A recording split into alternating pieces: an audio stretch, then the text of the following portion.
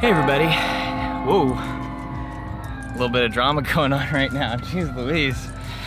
Should we wait for these sirens to go by or should I just continue? It's like got a bell, sirens, everything. Hey, what's up? It's Hemstad here. I'm in Nashville, Tennessee. Today we're gonna be learning what the VFX photography world call plates. They're basically just clean blank backgrounds for you to do whatever photo editing or VFX you want on your shot.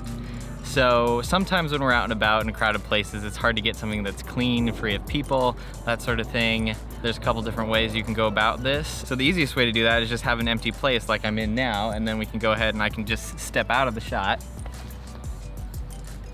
And what I'm gonna do is I'm gonna go, after I record this for a few seconds, I'm gonna go stand in different places, and then I'll later composite myself into that shot. So I can be here. Or it can be up here. So you don't always have an environment where there's no people.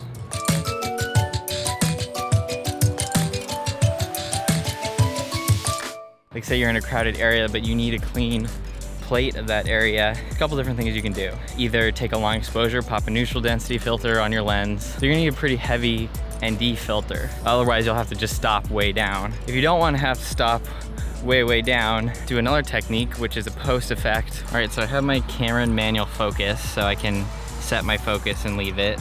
And so what I want in this shot is I just want one car to be driving by, not a whole bunch. My odds of getting a car-free street are pretty slim. So what I can do in post is actually create a plate after the fact, take all the frames and just average it, and any people who are wandering around, they'll also be eliminated just to make it look like a lonely city.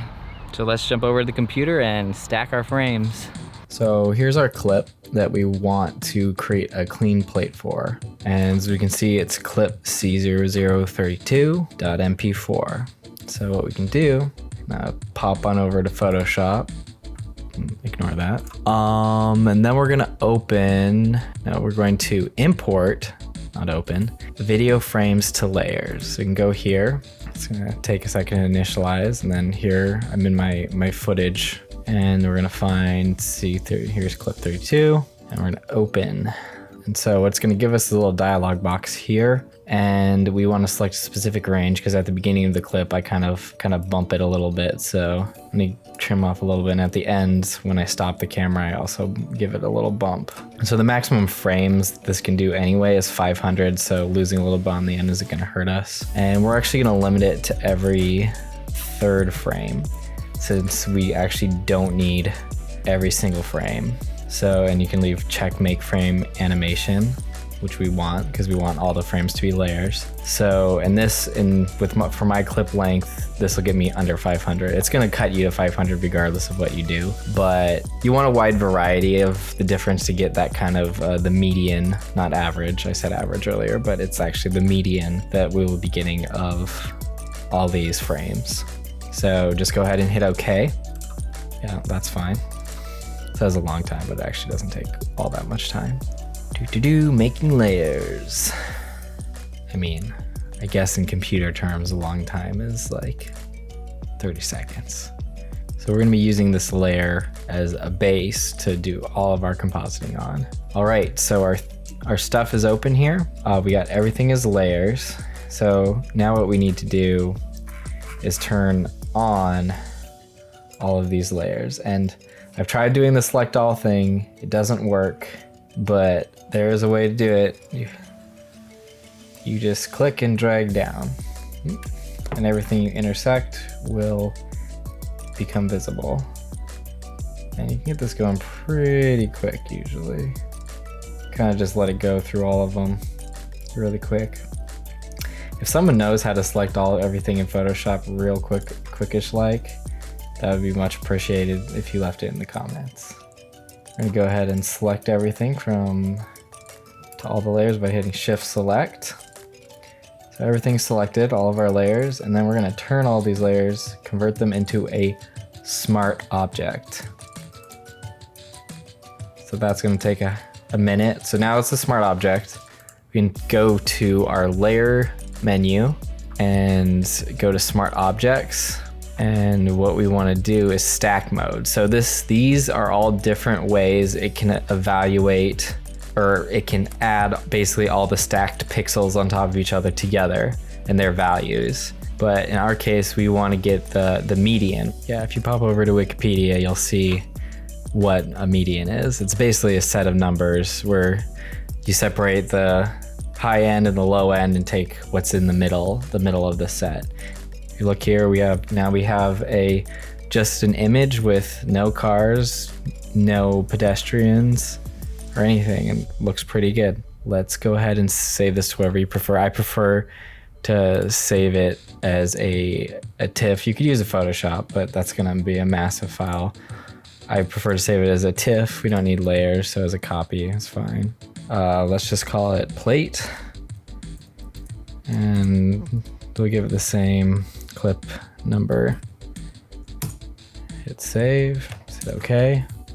All right, now that we have that saved out as a TIFF, we can pop over to After Effects, where we can do some compositing. I've already done some compositing. Here we have one already prepared. So what I've basically done here is the plate here is just the bottom layer. Then I've masked out this garbage truck, which I decided was the one object that I wanted to keep in. And then at the tail end here, we catch the reflection in the building. So I composited the reflection back into the building. And on top, I masked out, did a quick mask on the entire sky, the top half of the video, just so that motion in the clouds is still there, because otherwise it'd be it would look like the sky is frozen and slightly smeary. And then, so another thing when you're done with this, you want to actually reintroduce noise, because normally in normal video, if we look at the building from frame to frame, you'll see the noise just kind of changes. So we want to reintroduce some of that. And down here, there's no change because it is a still image. So what we want to do is reintroduce some noise. So on an adjustment layer, I put a noise layer on there, and which I felt about 1% I feel like matched the noise in the video. So every frame looks like it's actually different. All right, so then now we have this. So you have our composite here, and then you can take that shot and do whatever you want with it. Like what I did over here is I added actually some motion to it using a quick depth map and the displacement map effect to give a nice jib up look to the shot. And if you would like to learn how to do that, I have another tutorial that talks about how to add motion like this to a still image to give it a sense of an actual camera move. And I'll link that at the end of the video. Let's check out the finished product.